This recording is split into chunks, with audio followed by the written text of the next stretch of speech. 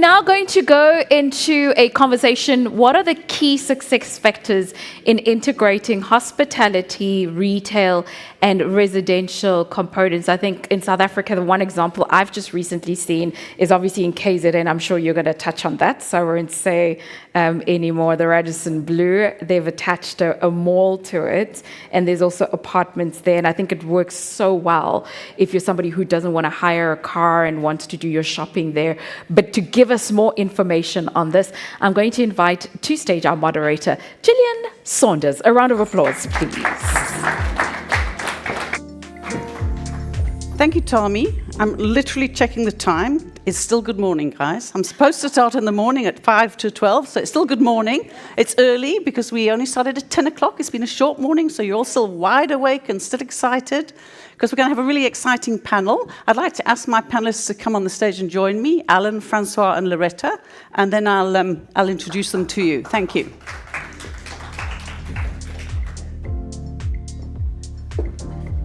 So, as Tommy said, we're going to talk about the key success factors in integrating hospitality, retail, and residential components. So I'd call that mixed use for the short title. What do we do to make mixed use work really well? So I have an amazing panel. I'm going to actually introduce them in the order they're sitting. So Francois Lategan is a director at JLL, over 14 years experience in strategic research and operations within the property and prop tech sectors across Africa and Australia. Australian experience, by the way. Expertise in analytics, strategy creation, special focus on integration of mixed use, and he loves working on complex data and changing it into actionable insights to help you understand what you can build in your mixed use development. Very exciting stuff. Thank you. Loretta I practiced this and I've got it wrong already, and it's easzy. Just the way. Aniagolu. Loretta she's the CEO of the FIT group of companies. They have a FIT hospitality and entertainment division. She's a Nigerian. She lives in Nigeria. She's got 35 years experience in banking, finance, real estate, and the mining sectors, both in public and private sectors in Nigeria and also the US, and she was educated in the US. She's conceived and executed large and unique real estate development projects in different parts of Nigeria. She's on the board of different government and private organizations, and she has a lot of recognition in her country, prizes and awards, and is known for being an advocate for justice and particularly women's rights. Yay. And then Allan, not last but not least, Allan Nenguke, probably also didn't pronounce that right. So he's actually new at the V&AW, guys. He only joined in December. But that doesn't mean he has no experience. He's actually been working with them from Growth Point, where he was head of development and an alternative director on the V&A Waterfront Property Investment Committee. Before that, he was with the MLC Quantity Surveyors for a number of years as a director, and there also had a role in a lot of the V&AW developments as part of the team that supported, in particular at the time, the sale or the purchase by the PIC and Growth Point properties, we then went to work for. So he's also got more than 25 years' experience in property, and if I was to say this, I think we've got an amazing panel. Probably, in my opinion, I may be wrong, but I'm sure Allan agrees with me, the V&AW is probably the preeminent mixed-use precinct on the continent. It's a mature precinct. It's been here. In fact, I didn't tell Allan this. Back in, I think about 1988, 1989, we actually worked with Transnet and David Jack to do the sort of hotel development policy for the waterfront. We were involved in the feasibility of the first hotel, which was the then Ambassador Hotel Group, Neil Markovitz, the V&AW Waterfront Hotel. But things have, you know what I said then, by the way? I sat there and I saw they're going to build residential developments on this integrated precinct. I'm going to buy one of those. That's going to make me rich later on. Well, they didn't put the residential properties in to start with, and by the time they came on the market, there was no way I could afford one.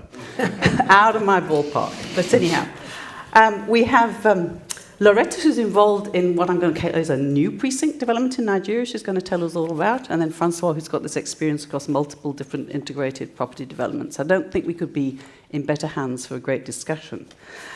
So I'm going to start with the new precinct and the new precinct in terms of on the block in Africa, Nigeria, Loretta. It's called the Heliu Health Tourism District and Residences in Enugu, in Nigeria. One of the provinces in the southeast, a bit south of Abuja, but not all the way to the coast, as I see it on the map. So tell us a bit about your precinct. What are the elements in it? When did you start? How's it going? What's open already? Okay, it's situated in on 120 hectares of land, which is about 1.2 million square meters. Okay. It's when we're done, because we have about 300 homes now in the place finished. People have moved in. We're developing them in sections. We have a commercial area, and that commercial area will be hosting about a 250-bed hospital, a 150-bed hotel, which is a Hilton, and that's actually the first in that part of the country. And then you have a technology hub, which is already completed, a conference center, which is 80% completed. So all of it together with the residences is what makes it up. And the entire community is, the entire 120 hectares is fenced and gated. Fenced and gated, Yes, wonderful. So who are your target markets for the development? Who's going to live there? Who's going to stay in the hotel? Who's going to come and have conferences? Yes, for the target market really are the professionals, young middle class adults, because we build homes, generally speaking, for the middle class. We don't do luxury. We also don't do low income. The reason, of course, we made that choice is that when the economy changes for the bad or for the worse or is negative, middle income homes are never affected. There's always somebody in the middle income who can buy homes. So we've found that it's insulated us from all kinds of economic turbulences. Which you've experienced in Nigeria. Exactly, exactly. And then for this community, the different aspects that we have electricity being provided off-grid. Nigeria, of course, I'm sure those who know, is notorious for poor electricity. So with gas and solar, we have 24/7 electricity because we can't afford the hospital to be fluctuating on electricity. The hospital, when it's completed, will be run by a Turkish group. So it's really a very interesting community where shared facilities, shared infrastructure, all those major costs that are upfront high capital are being shared by so many different components that what it's done is that it's watered down those costs and still providing the proper services. So there's an economy of scale over the utilities because you're showing over these including the fact that you need energy self-sufficiency. Energy, water supply, all of it is off-grid, off the municipal lines, so that these are independent. So you sort of touched on this, but I want to say, is anything therefore is it one of those elements, sort of a cross-subsidised element, a loss leader perhaps, or something that you're not expecting good cash flows from, and where are the better cash flows expected? Well, the way we usually work these developments, this is actually the first time we're putting a hospital and a hotel, because usually we have a small shopping centre to service the residents, but this is the first time we're doing and adding real major properties. But most of the cash flows from the beginning to the end comes from the residential side, because it's always there. Is it rented or is it full title ownership? The renting is probably somewhere like 10%. Okay. But 90% of it is ownership, and titles are on 99-year leases. Okay, so it's the capital sale and then the levies. Absolutely. Okay. And then a hospital. It was very interesting. I don't know if people were here earlier when there was an announcement of a Novotel deal signed at Zimbabwe at Victoria Falls in a mixed-use complex, so my ears pricked up, including a hospital.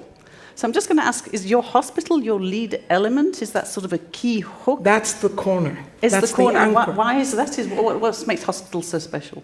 Because first of all, in that community, because we had to do a lot of studies and research before we decided from brands, what type of hospital, the size and so on, we realized hospital is also another problem. Nigeria spends a little over $2 billion every year for hospital care. In South Africa, India, Germany, and all over the world. India takes the cake because they get about $500 million every year from Nigerians. And so in that particular community, we have two major institutions producing some of the best doctors out of Nigeria and all over the world. And yet, their hospitals are not that good. So this happens to be a natural feeder for the hospital we're setting up. Indeed, the way we've set it up with the Turkish, some of the doctors are going to be going, we will have exchange programs where some of the doctors would actually go to Turkey and get training. So the anchor is there because it's a major need. We really need the hospital services. A good private sector operated hospital is going to bring in some cash and some patients. Absolutely, and you can imagine what and then their friends are going to stay in the hotel, and and so on. And we have an elderly care also being put up there because of the hospital. So it's a nice ecosystem. Cool. Fantastic, and we could ask a lot more just about that one, but we're going to move on, else we'll run out of time. So, Allan, V&AW, tell us about it. Just what's there? How big is it? How many hotels do you have now? How many bedrooms? Even how many people come? I know you've got really good stats usually on your visitation.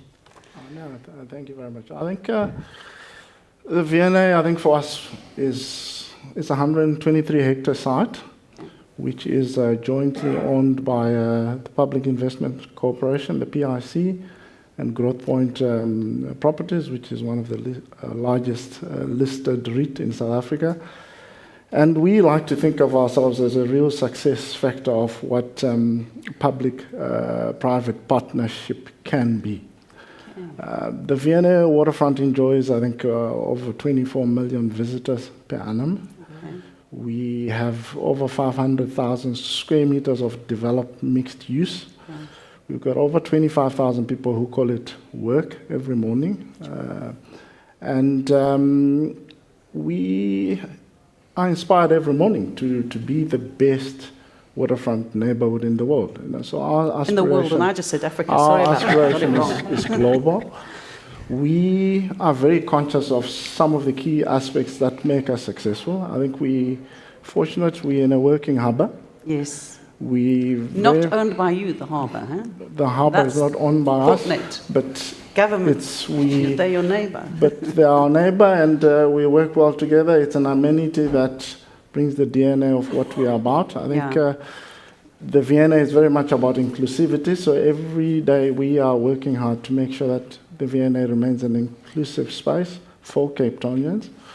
We have a wonderful history and heritage, and it's key for us with everything we do that we have to remain authentic, right, and true to what we stand for. We've got over 100,000 square meters of retail, I think over 800 tenants within the precinct. Management headache. Management opportunity. Cool, love it. We've got, I think we currently have 12 operational. By the end of next year, we'll have 14 hotels. 14 hotels. Within the precinct. I don't think we even envisaged that back then. So we'll have about 1,900 beds by end of next year. I think at the moment there's 1,500 operational. I think I could go on and on and on. The V&A is a wonderful space. Yeah. I think did you say 25 million visitors? Yeah. 24. Do you have 24? Okay, sorry, I did a million. I'm ahead of myself. Do you have a bit of a break? How many of those are Cape Townians? How many are South Africans? How many are international? Do you have an idea, rough idea? Do you know? Do you do surveys sometimes? I think we know that about over 60% of our visitors are local. Local, cool. And the balance would be international and travel. I often actually say that really we need local people, we need domestic tourists. By having the critical mass of them spending in your whatever number of square meters of retail, etc., we offer a brilliant foreign tourism experience. It would be much smaller if it was only foreign tourists looking at it. So it's very important. I'm just intrigued now. The Sun International, which is no longer going to be Sun International, you guys, I think, are the ones who've chosen to put an international brand on it. Your thinking behind that. By the way, people might know the Sun International on the waterfront is currently closed for renovations. When it reopens, it's going to be branded Intercontinental, but still managed by Sun International. I think for us, we very much aligned to Cape Town's vision on tourism. And driving that with a conscious. And we felt strongly that the international brands tend to have strong brands. They've got huge loyalty programs and let's call it systems. And we saw an opportunity to introduce that at the Table Bay with obviously the local experience and expertise of Sun International, who are well known, I think, to the local market, who've managed that asset well over the last 25 years.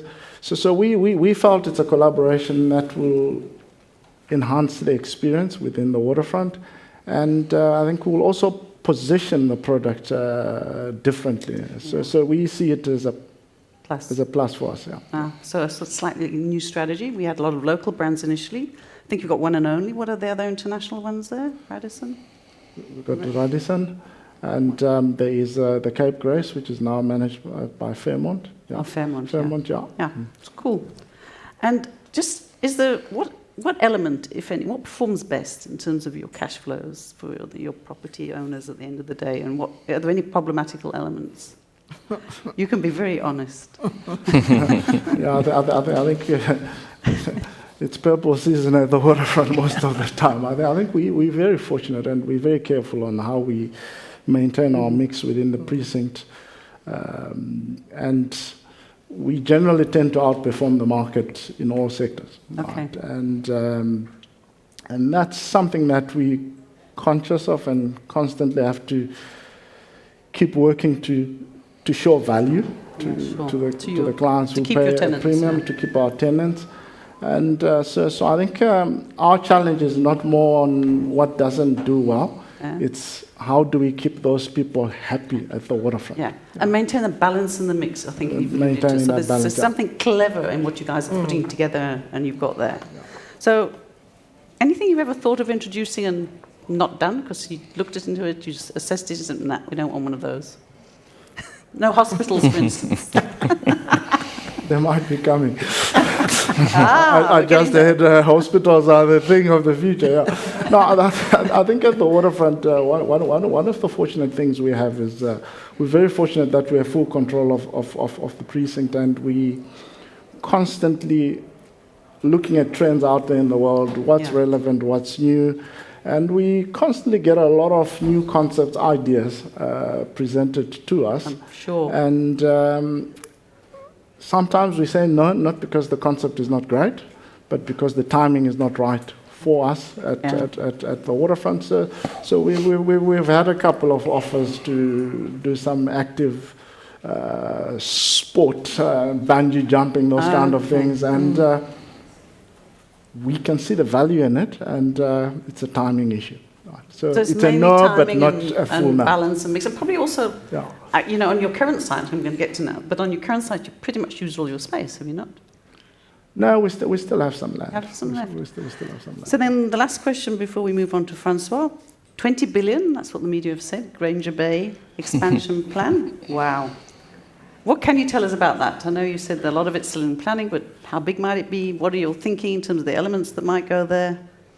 Any different I think our shareholders are very optimistic of the market, the Western Cape economy, and I think it's public knowledge that we're embarking on a huge endeavor to expand Granger Bay and put up this 20+ billion development, which is a natural extension of the natural fabric you see at the V&A. So it's very much about connectivity, opportunity, it's very much about sustainability, and it's very much about inclusivity.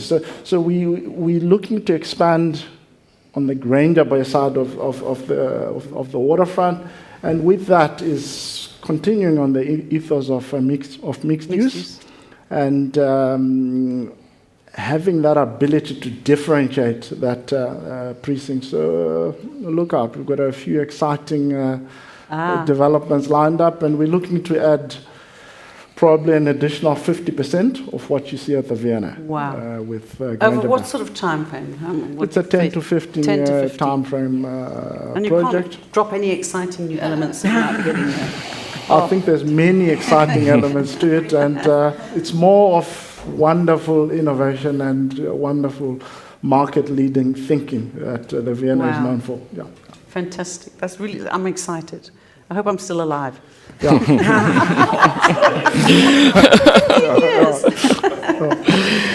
Okay. Francois, so you've heard about two particular projects, because that's who our team are, but you've worked on quite a lot of those different ones. So based on your extensive experience at JLL, including outside of Africa and Africa, what would you say is perhaps the key success factors to look for in a successful mixed-use precinct? Yes, thanks, Gillian. The projects discussed by my fellow panelists exemplifies the power of integrated mixed-use development. So we see mixed-use developments more than just real estate assets. So if it's done successfully, it would act as catalyst for urban transformation, help with economic growth. So in terms of specific success factors, what I enjoyed about Loretta's comment is that market dynamics understanding market dynamics remains paramount. Yeah. So typically, if you do your research and you use that research to make informed decisions, it would help you guide kind of the optimal mix of the various components. So if you try and balance the hospitality with residential and office and retail and sort of entertainment facilities, it's paramount that it kind of feeds from the local market. Huh. What we've seen with hospitality specifically, you would get a strong support function if the complementary uses as a 24 hours, 7 days a week sort of activation. Now, typically, how you get that done is by having an extremely clear and ever-evolving sort of vision and master plan. So the master plan is the DNA. It kind of helps the phasing. It helps getting to a point of developing this mixed-use precinct into something that is vibrant and well supported. So ultimately, what we see is the more successful developments would be flexible. Uh-huh. And you so would they don't stick like glue to the master plan. They flex exactly as they get it. new intelligence. Yes, and I think a testament to that is the V&A Waterfront. Over the past few decades, it has evolved, and I'm pretty sure Allan is still busy with looking at a hospital all of a sudden. So I do think that's paramount. And then maybe lastly on the design side, what's really important is generating this sense of space and place. So what Loretta actually mentioned as well is a mixed-use development does not just feed off the hospitality market. It's different than just a hotel. So what we've seen with successful developments would be where they are designed to generate and foster the sense of place. They have accessible walkways for pedestrians. They've got strong integration between the components. All of this would allow you to kind of build this sense of belonging from the local population, and then tourist population would come and visit it. We see a lot of people doing activations and trying to get sort of this must-visit element for people to come to, but typically that's seasonal. And ultimately, what makes a mixed-use development successful is for a developer that can successfully calibrate the seasonality with a year-round sort of event. Wonderful. Brilliant learnings. And you do a lot of data analytics, critical data points. What might be the most valuable data that you can try and get to understand the feasibility of the things separately and together? Because together is also different. That's true. Yeah, Gillian, I think from your introduction, it's very clear that I'm a bit of a data nerd, and I can spend hours talking about this. But ultimately, if we look at market feasibility, we would look at the traditional factors. So, for instance, in hospitality, you would look at arrival data, people coming in. You would look at sort of trip purpose, average length of stays. That helps us to get to a bed night sort of estimation, and then we calculate the number of beds that we need. Whereas with residential and retail, it's really important to understand the local market dynamics in terms of affordability and spending. So each asset class has its own unique demand drivers, and that's kind of what's important to understand. Now, the question was, ideally, what would we like to look at?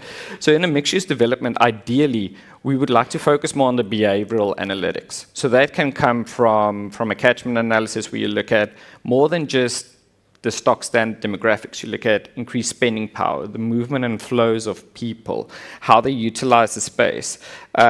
We would specifically try and understand the spending patterns of people. And how you do that is understanding it from a catchment level, but also the facilities itself. Tracking anonymized spending data between the various components, you can understand the sort of cross-pollination of revenue. And then if you look at footfall and movement data, we've got some great sources nowadays, so exciting. which not just only shows us how many people come, it shows where they come from, where they're going to, sort of... Big brother in the sky spying on us, hey? That's exactly it. Luckily, everything's anonymized. So if we can get that data, it's really valuable. It's exciting.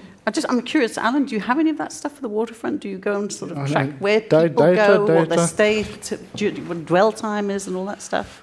Yeah, no, so we've got lots of data. Okay. So data from counting feet, spending patterns, to usage, which are the spots which are doing well from a retail. So we know. So we're constantly reviewing all that data to influence our mix, and so we're constantly shifting shops. Wonderful stuff. So we know the movement patterns. Yeah. Francois, give us a couple of projects that you've worked on other than these two, and some sort of what challenges they might have faced, or what's the highlight of a couple that you've worked on that you could share with the audience? Of course, I'm bound by confidentiality, but what I can share, of course, these two are extremely successful developments. But if you look at the likes of Kigali's Innovation City, you look at in South Africa, we've got Waterfall City, we've got Century City in Cape Town. In terms of Accra, they've got Airport City.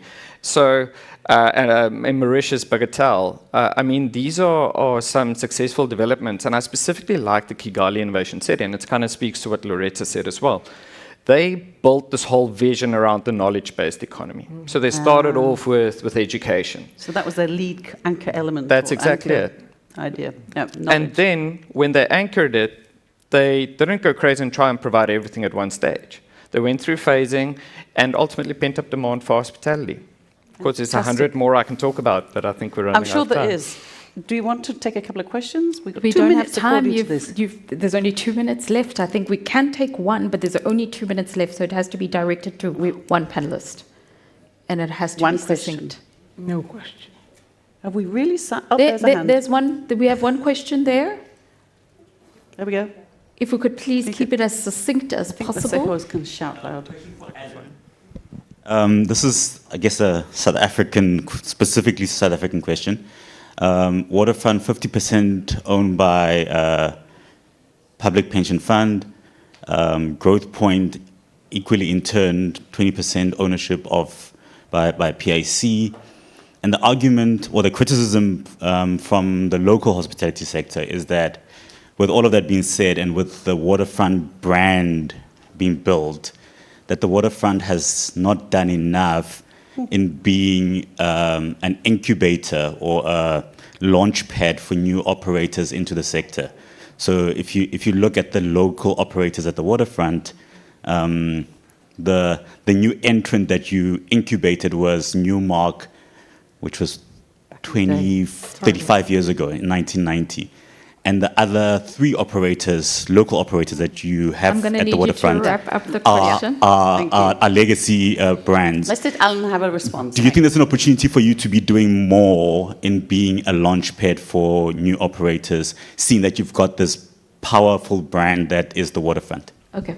Thank you for the question. I think opportunity will always be there, right? But for us as the VNA, we're a mixed-use development. So hospitality is just one small element of what we do. So if you look at the Waterfront, we have over 450 incubator programs. So if you look at the Red Shed, you go to Makers Landing, and we run a very, very successful incubator program which feeds into, call it the offering within the precinct. So, I mean, if you go and you look at the Waterfront, we say our strategy is about a shared value ecosystem, and we're very serious about that. So I think I invite you to go to Makers Landing, to go to Red Shed, and see what our incubator program is doing.